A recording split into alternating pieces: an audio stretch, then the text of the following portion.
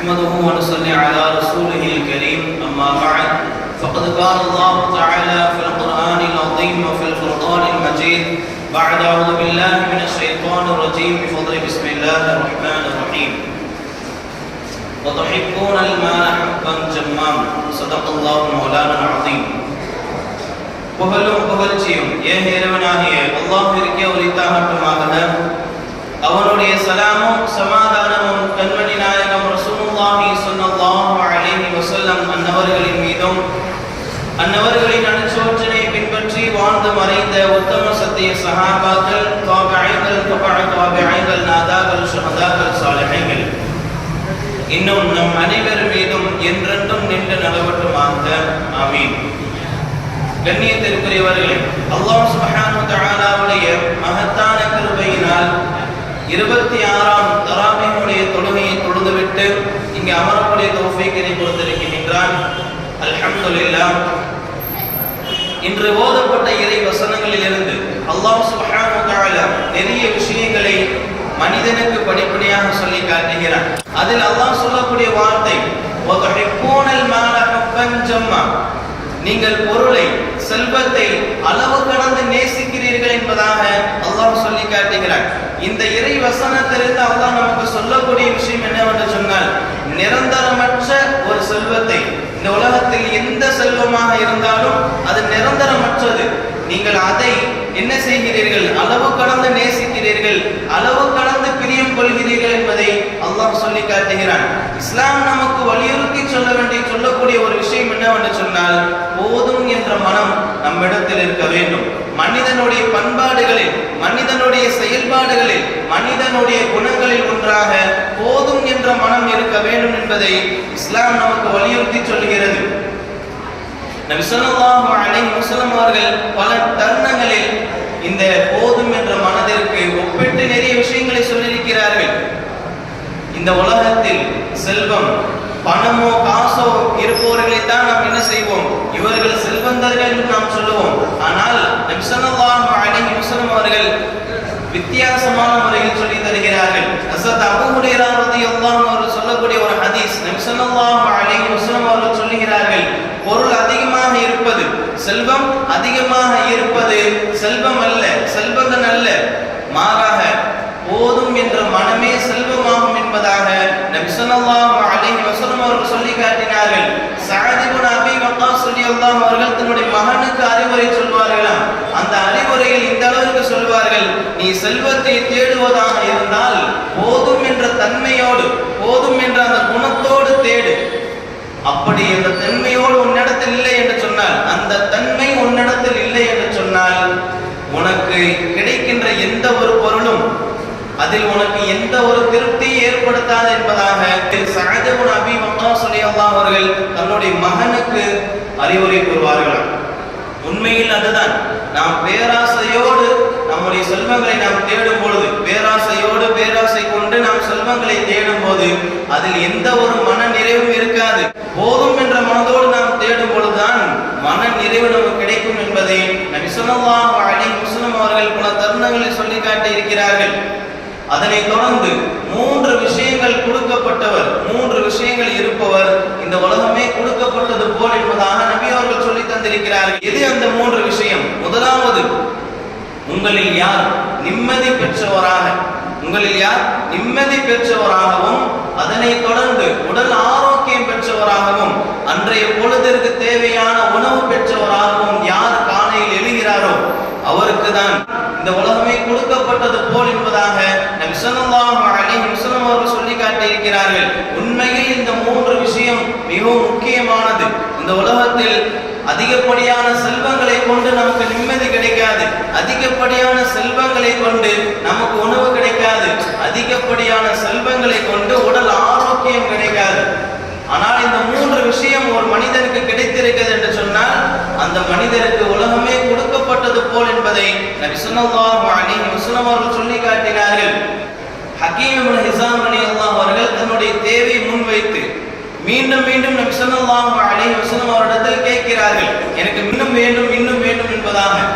அதனைத் தொடர்ந்து நபி ஸல்லல்லாஹு அலைஹி வஸல்லம் அவர்கள் சொன்னார்கள், பொருள் செல்வம் இருக்கிறதே இனிப்பானது, பசுமையானது.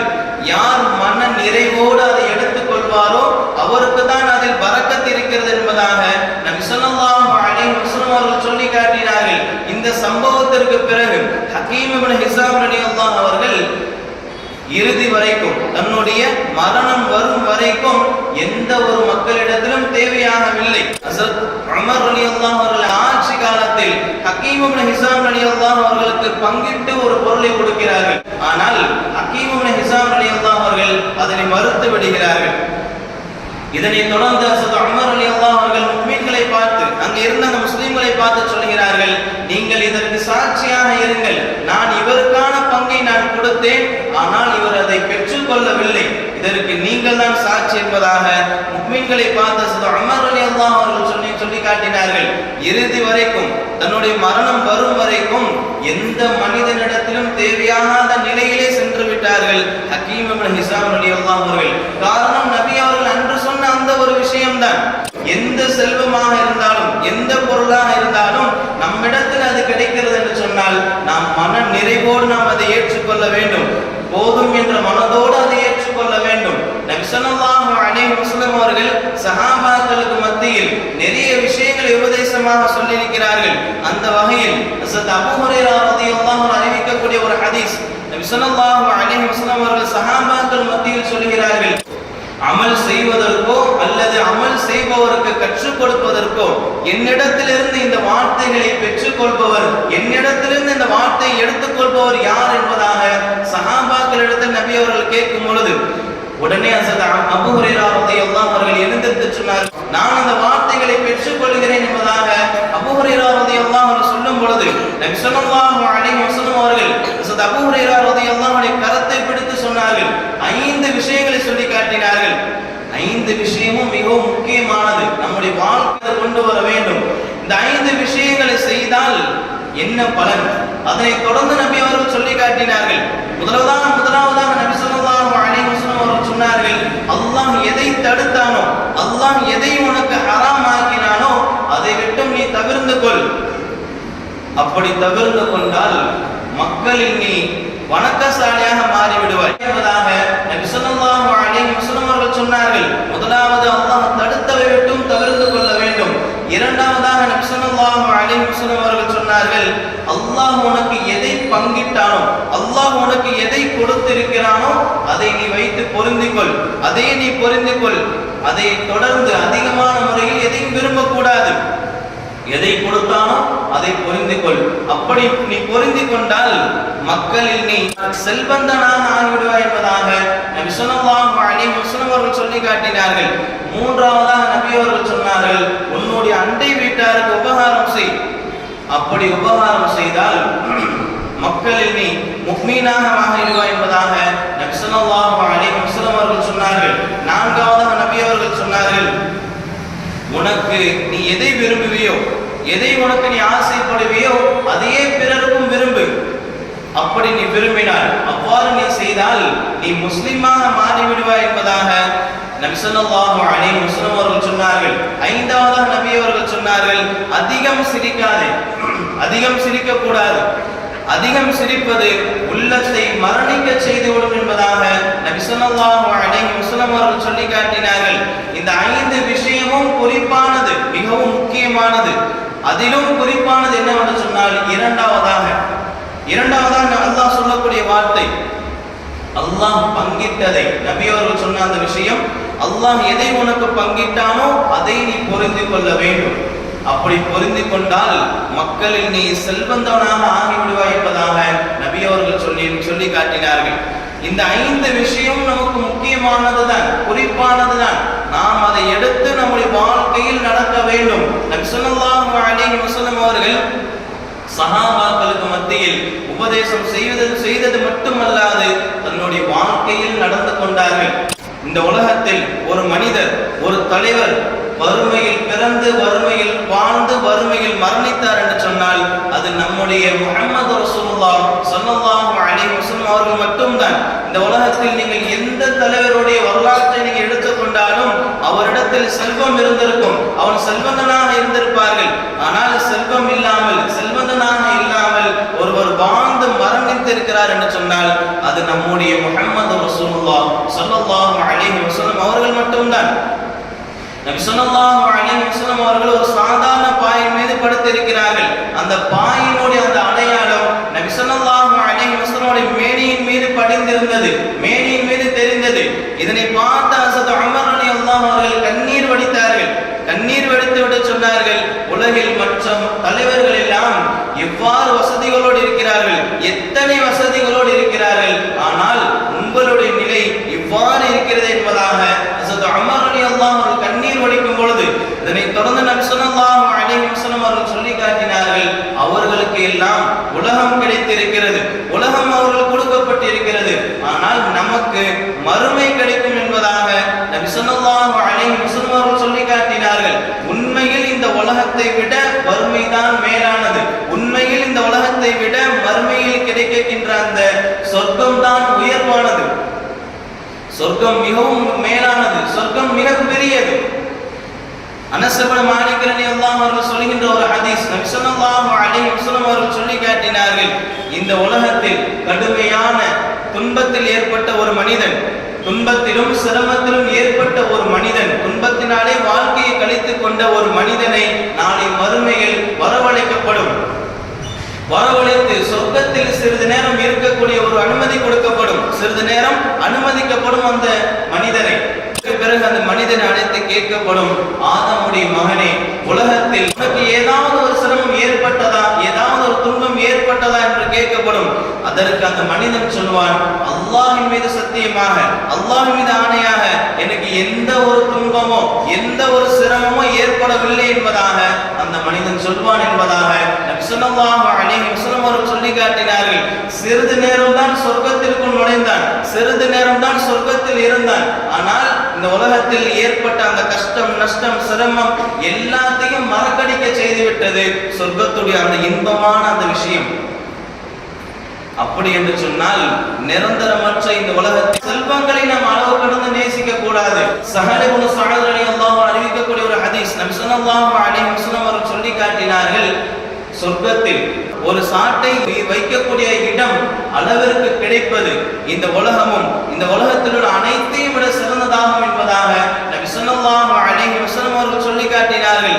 சாட்டை வைக்கக்கூடிய இடம் என்பது மிகவும் சிறியதுதான், ஆனால் அது கிடைப்பது கூட இந்த உலகத்தை விட சிறந்தது என்பதாக நபி அவர்கள் சொன்னார்கள். சொர்க்கம் மிகவும் மேலானது இந்த உலகத்தை விட.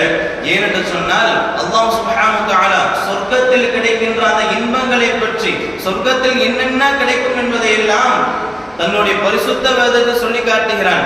நிறைய இறை வசனங்களில் சொர்க்கத்தை பற்றி அல்லாஹ் சொல்கிறான். ஒரு இடத்தில் அல்லாஹ் சொல்லக்கூடிய வார்த்தை, லஹும் ஃபீஹா மா யஷாஊன், அவர்கள் அங்கே என்ன நினைக்கிறார்களோ அவர்களுக்கு அங்கே உண்டு, என்ன நினைத்தாலும் அங்கே கிடைக்கும் என்பதை அல்லாஹ் சொல்லி காட்டுகிறான்.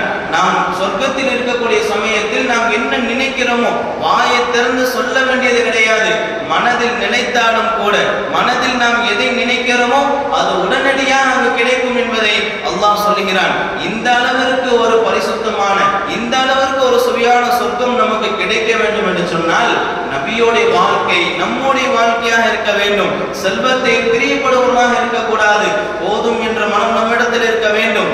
நபி ஸல்லல்லாஹு அலைஹி வஸல்லம் அவர்கள் செய்கின்ற துஆக்களில் ஒரு துஆ, اللهم إني أعوذ بك من علم لا ينفع ومن قلب لا يخشع ومن نفس لا تشبع ومن دعاء لا يستجاب لها. இந்த துஆவை நபி ஸல்லல்லாஹு அலைஹி வஸல்லம் அவர்கள் அடிக்கடி கேட்பார்களாம். இந்த துஆவில் 4 விஷயத்தை விட்டும் நபி அவர்கள் பாதுகாப்பு தேடி இருக்கிறார்கள். முதலாவது, اللهم إني أعوذ بك من علم لا ينفع, பயன் தராத கல்வியை விட்டு உன்னிடத்தில் பாதுகாப்பு தேடுகிறேன். அல்லாஹ்விடத்தில் நபி ஸல்லல்லாஹு அலைஹி வஸல்லம் செய்த துஆ அது. இரண்டாவதாக, ومن قلب لا يخشع, அல்லாஹ்வை பயப்படாத உள்ளம், அல்லாஹ்வின் மீது பயம் இல்லாத உள்ளத்தை விட்டும் பாதுகாப்பு தேடுகிறேன் என்பதாக நபி அவர்கள் துஆ செய்திருக்கிறார்கள். மூன்றாவதாக, இதுதான் மிகவும் முக்கியமானது, ومن نفس لا تشبع, திருப்தி அடையாத உள்ளத்தை விட்டும் உன்னிடத்தில் நான் பாதுகாப்பு தேடுகிறேன் என்பதாக நபி ஸல்லல்லாஹு அலைஹி வஸல்லம் அவர்கள் துஆ செய்திருக்கிறார்கள். ஏற்றுக்கொள்ளப்படாத துஆக்களை விட்டும் உன்னிடத்தில் நான் பாதுகாவல் தேடுகிறேன் என்பதாக நபி ஸல்லல்லாஹு அலைஹி வஸல்லம் அவர்கள் துஆ செய்திருக்கிறார் என்று சொன்னால் நாம் யோசிக்க வேண்டும். போதும் என்ற மனம் நம்மிடத்தில் இருக்க வேண்டும். அதனைத்தான் நபி அவர்கள் துஆவாக செய்திருக்கிறார்கள். நாமும் அல்லாஹ்விடத்தில் போதும் என்ற மனம் இருக்க வேண்டும் என்பதை ஒரு துஆவாக நாம் செய்ய வேண்டும். அல்லாஹ் ரஹ்மான் தௌஃபீக் செய்வானாக. அதிகம் நாம் துஆக்களை மேற்கொள்வதற்கு அல்லாஹ் ரஹ்மான் நமக்கு தௌஃபீக் செய்வானாக. وآخر دعوانا الحمد لله رب العالمين. السلام عليكم ورحمة الله وبركاته.